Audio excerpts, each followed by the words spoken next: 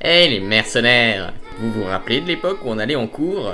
Mais si, vous savez, avant le coronavirus. Eh bien, figurez-vous qu'aujourd'hui on va voir cet animé où le héros est un lycéen surpuissant transféré qui rivalise avec les dieux. Un peu comme moi finalement, ouais, on peut le dire. Ah là là, que de souvenirs le lycée. Bref, si ces animés vous font envie, alors posez-vous dans le bas du 24, prenez vos grammes de coke et on est parti les mercenaires. Que la hypnile. Shushi Kagaya, un lycéen jusqu'ici sans histoire, devient subitement capable de se transformer en un gigantesque monstre, tel un X-Men de Toy Shop aux capacités hors normes. Il sauve ainsi la vie de Claire, coincée dans une maison en feu. Mais Claire découvre son secret, et également qu'elle a la possibilité de se faufiler par le biais d'une fermeture éclair dans la mascotte incarnée par Shuichi. Il se trouve alors que Shuichi ne sera pas le seul dans son cas, ce qui l'amènera à engager de bons gros combats badass avec Claire en son sein qui le contrôle. À deux, ils auront une puissance impressionnante avec leur stratégie et on aura pas mal de très bons combats. Et les boobs.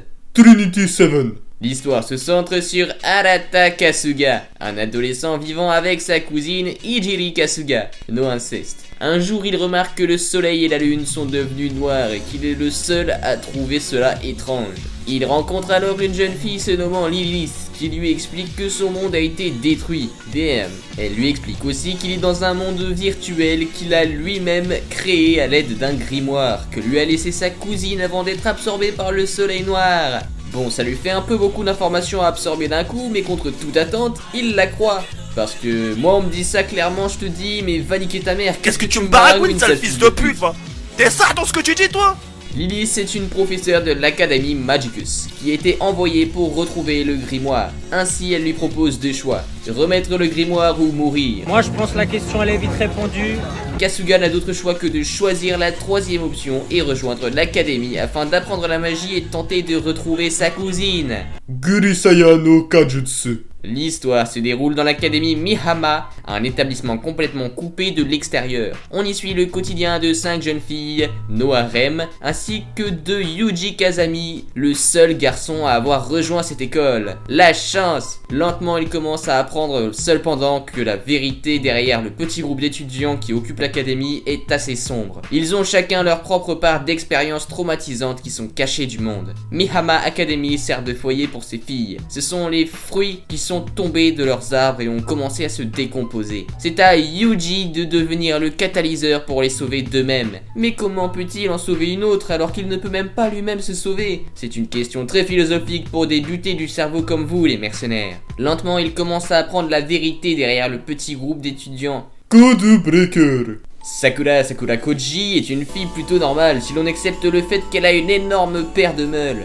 Pratiquant l'aïkido, elle est la plus forte du club de l'école, ce qui lui vaut l'admiration des filles et une grande popularité auprès des garçons masochistes. Un soir, en rentrant chez elle en bus, elle aperçoit des hommes en train d'être brûlés vifs par un étrange feu bleu. Mais bien sûr, au lieu d'agir, elle va d'abord chercher les flics et lorsqu'elle se rend sur les lieux avec le flic quelques minutes plus tard, il n'y a plus rien en dehors de quelques cendres. Ce qui me paraît assez logique finalement. Le lendemain, Sakura est contrariée, cette affaire lui occupe l'esprit. Bah oui, la pauvre, elle a dû assister à la mort de personnes brûlées vives. Cela l'obsède d'autant plus qu'un nouvel élève, Ogami Rei, est présenté à la classe. Elle en est sûre, c'est lui qu'elle a aperçu la veille au milieu des corps. Oh la fripouille! Mais il s'avère rapidement qu'il est un Code Breaker, un être possédant des pouvoirs surnaturels mais ayant abandonné sa véritable identité. Il n'a dès lors plus qu'un seul but, débarrasser le monde de la pourriture qui s'y trouve. Freezing. L'Académie Genetics est une école ayant pour but d'entraîner des jeunes filles super sexy et impitoyables au combat, les Pandora. Ça me fait bander. Accompagné d'un binôme masculin afin qu'ils luttent contre une invasion extra-dimensionnelle, les Nova. Kazuya, un jeune garçon, décide de partir étudier là-bas afin de devenir un Freezing. Lors de son arrivée, il aperçoit une fille, il s'agit de Stalizer, la fille la plus forte et la plus féroce de tout le campus, mais aussi un tant soit peu la plus fraîche, bien qu'elle ait un pseudo Minecraft en guise de prénom. Pourtant, il croit connaître en elle sa sœur morte sur le champ de bataille contre les Nova. No inceste encore une fois. Sereitsukai no Blade Dance.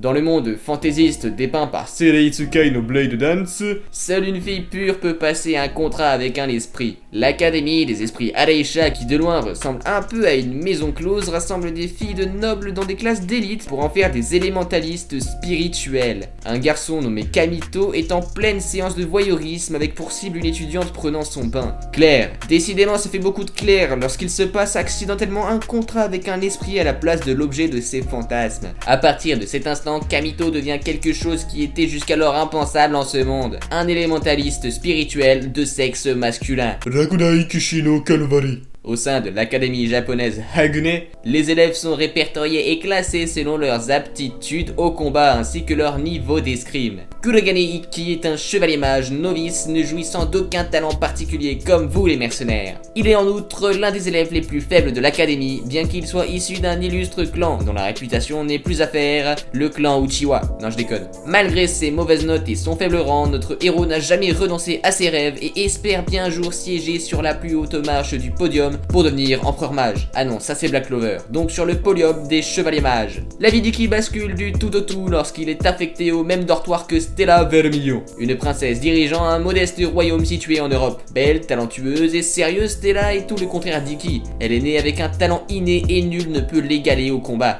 Qui plus est, elle est classée dans les meilleurs élèves de l'académie. En plus, en la personne de Stella, notre héros trouvera d'abord une rivale mais également une alliée, une partenaire de choc qui visiblement le poussera à se surpasser au plus haut niveau. Déterminé à remporter le tournoi réunissant les 7 académies de magie les plus prestigieuses du pays, Ikki et Stella vont dès lors s'entraîner rigoureusement afin d'être sélectionnés. Bon voilà les mercenaires, c'est la fin de cette vidéo. J'espère qu'elle vous aura plu et si c'est le cas, niquez sa mère au pouce bleu, niquez son père au bouton de s'abonner et niquez sa sœur à la cloche de notification.